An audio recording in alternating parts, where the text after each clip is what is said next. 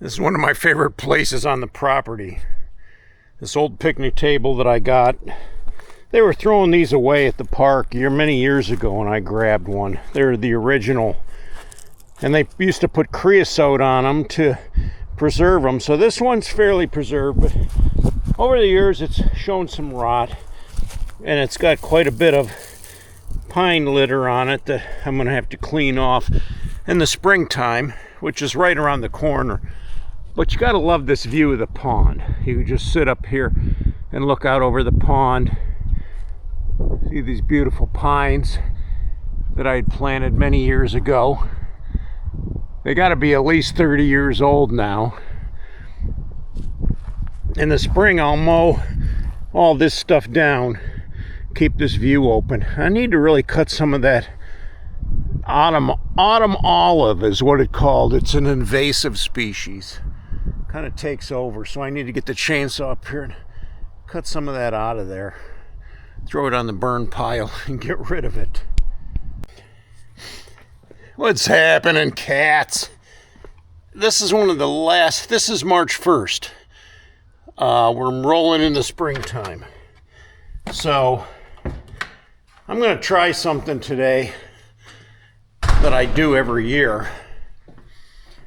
I'm going to need my torch for this. Get a little bit of pyromania.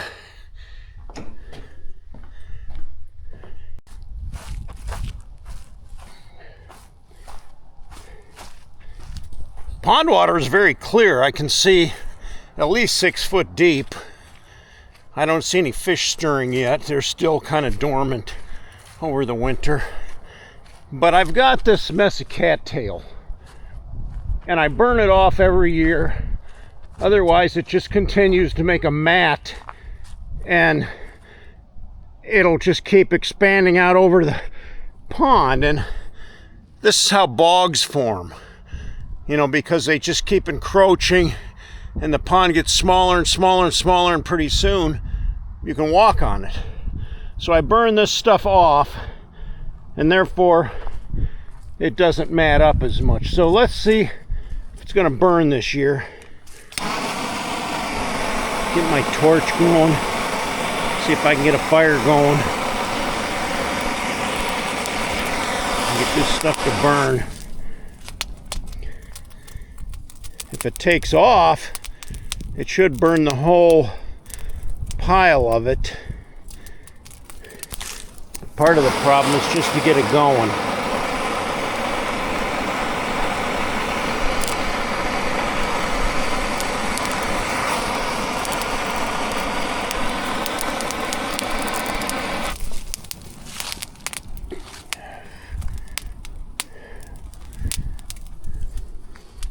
I don't know if it's dry enough yet. Plus the wind's blowing the wrong way. I'm going to have to start at the other end and see if that works a little better. The wind has a lot to do with it, the wind direction. So let's see what this does down here.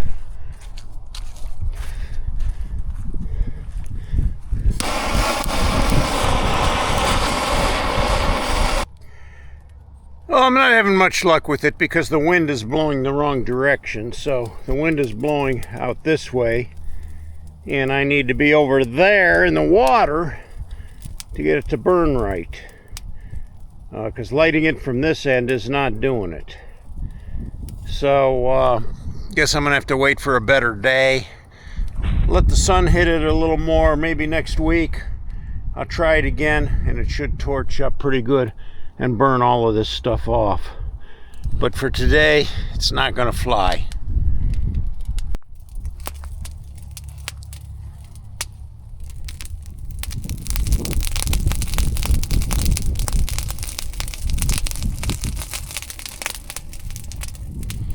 Oh, it's a possibility I might have something going here. The wind changed a little bit of direction, so that's helping. Now we're cooking. That's what I'm talking about.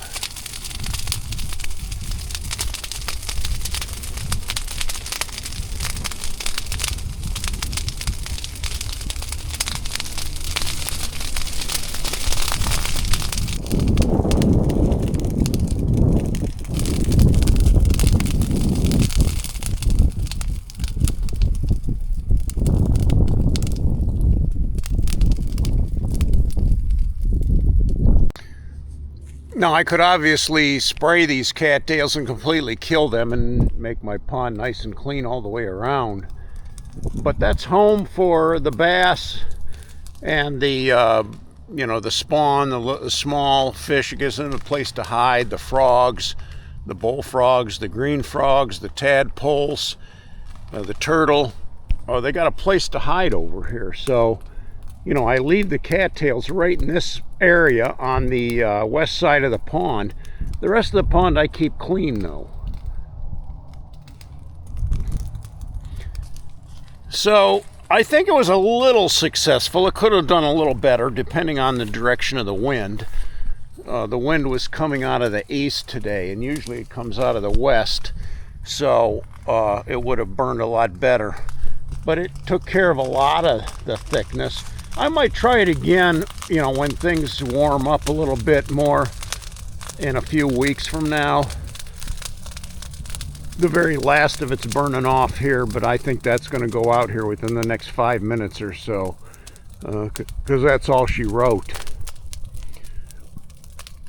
And you see the ash floating away on the breeze.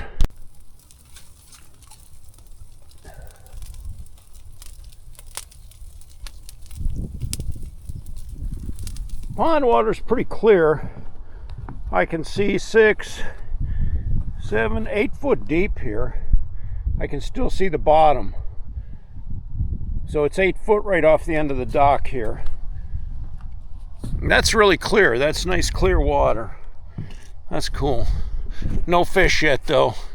They're still hibernating. A few of you guys have shown interest in my model car build.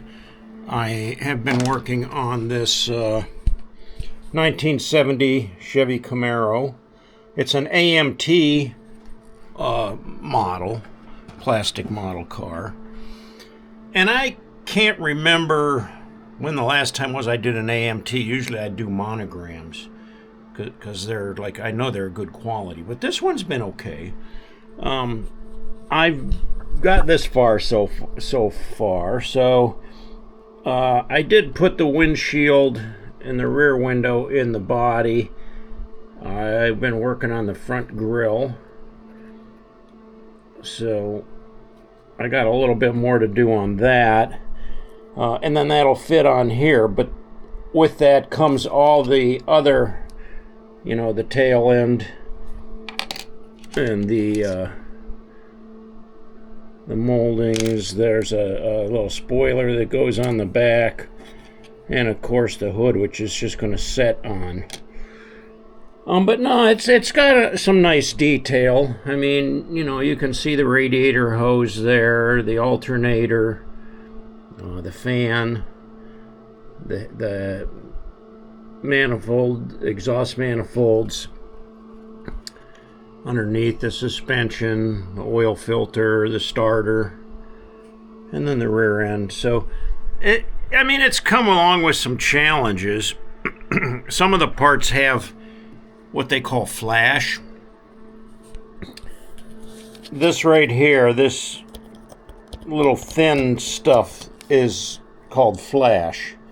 And it comes on some of the parts, so you have to trim it off. And so I use a razor blade, or I have these really sharp snippers that, you know, I can trim it off of the parts before they go on. One thing about this one, I noticed the rear axle, and I've checked it to me, everything was fit the way it was supposed to. There's actually holes where it fits, but you could see the rear axle sits back a little further on the wheel well than I would have liked, and I'm sure I could have, you know, done some custom work on that, but it is what it is. You know, it's just a plastic model I've been working on, so, but I enjoy it. It's you know, I spent a lot of time here just piddling around. I mean, you can see the interior. There's detail on the dashboard, the console. There's a little shift lever in there. So yeah, it has a lot of detail. It's pretty cool. The challenge is going to be, you know, putting the body on, because sometimes that can go a little tricky. and you don't want to break anything loose that's already glued up. This glue that I use, this Itchymoche Extra Thin, does a pretty good job of welding. You put the pieces together and you hold them together for maybe 30 seconds, and it's pretty well set that you can let go. But it's going to take probably an hour for it to really, get hard, get its hardening, before you really want to mess with it. So, but I really like it, and you can go back and you can add a little bit more. It's got like a little paintbrush thing that you dipper.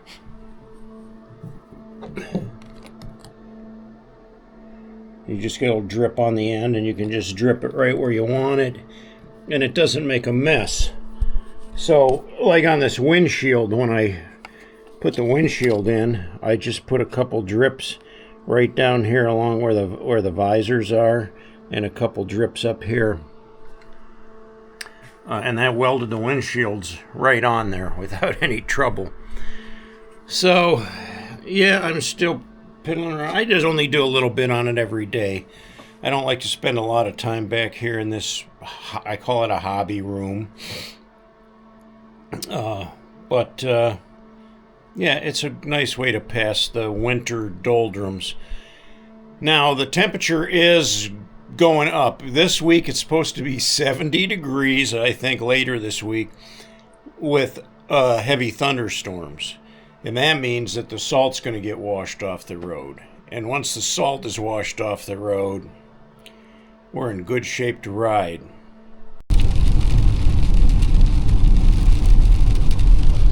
Well, spring is right around the corner, and with it comes the rains. And the rains are good because we're going to see some heavy rains that are going to wash the salt off these roads.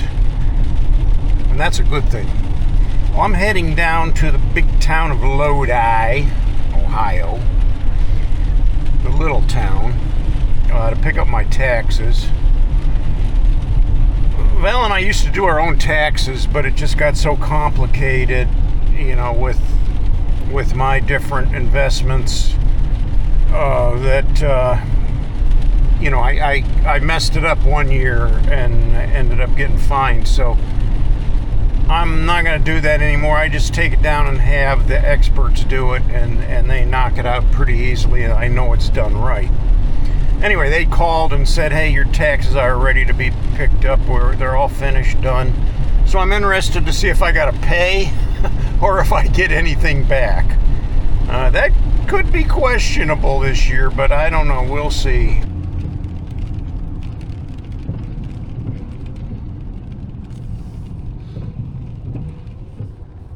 This little town of Lodi, I've been around for a long time. It's just kind of a blue collar, not a lot of wealth here. And it's said, from the reports that I have read, that it's high methamphetamine abuse here in Lodi. I mean, it's been notorious for that. A lot of crime. But it's a nice little town, I guess, more or less.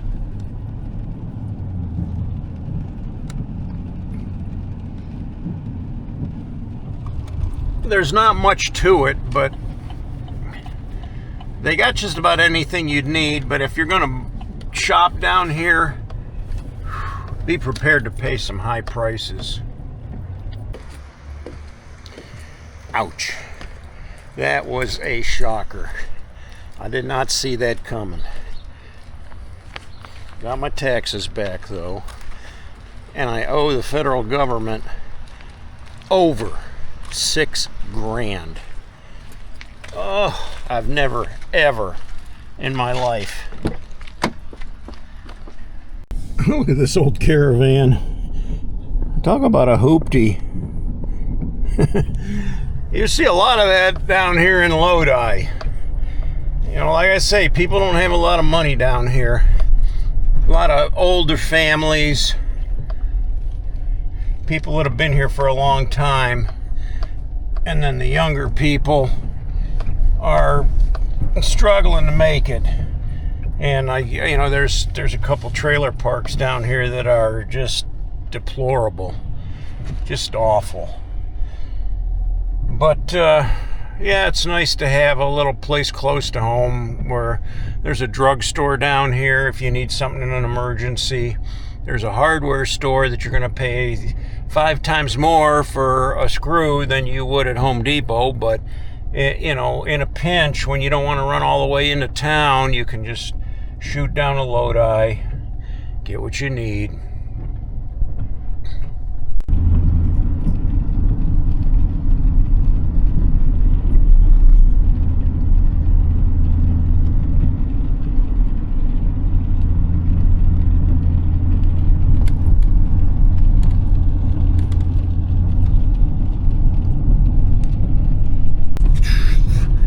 They really nailed me this time. Like I said, I've never. Last year, I don't think I had to pay at all. I think I got maybe $500 back. And I get back from the state, but, well, at any rate, you win some, you lose some, right? But overall, where I'm at in life, I have to say that I'm very grateful. I'm very thankful to the Lord for everything that I have. I don't have to scrape the bottom of the barrel, like some people do. I have a beautiful place. I'm comfortable. I'm blessed. I have so many blessings, I really can't complain. So even though the federal government nailed me, I'm not going to let it get me down. I'm not going to let it burden me.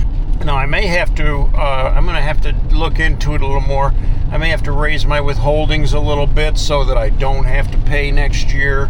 But I don't think I will. I think this year was just kind of a fluke that happened to me. I did talk to the accountant down there, and he said that this year was kind of a little different. So he said in the future I probably won't have to, but if I wanted to, I could raise my withholdings a little bit, and that way I won't have to pay again. So, hey, you get what you get. Just got to roll with it. Well, cats, thanks for watching. I appreciate your support, and leave your comments down below.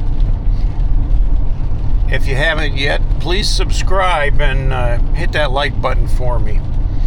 And thank you guys very much. I had just reached 24,000 subscribers, and I'm just so grateful again, overwhelmed that I have that much support. And that keeps me going, because a couple of times I've thought about maybe, throwing in the towel on this channel and just saying, I really don't need this. It's kind of like a part-time job, and I'd be free if I didn't have to do these videos anymore. But you guys have been so supportive, and letting me know that you really appreciate these videos, and I appreciate that, and that's what keeps me going. It gives me some incentive to keep on going. I don't always know what I'm going to talk about from one day to the next, but I try to keep you entertained regardless with something. Well, until next time, cats, I'll catch you all later.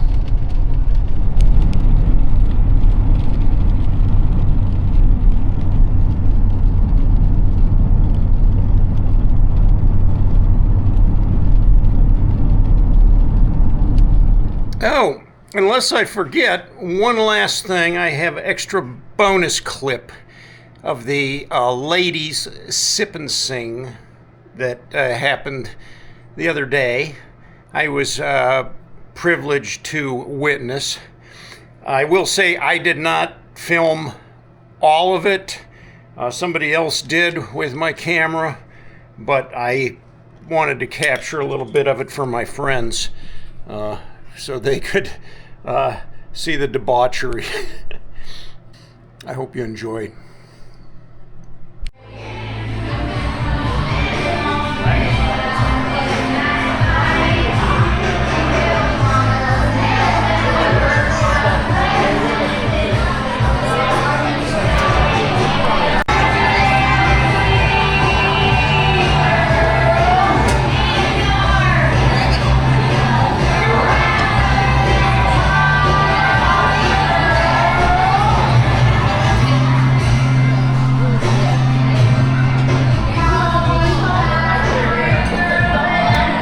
Saturday morning.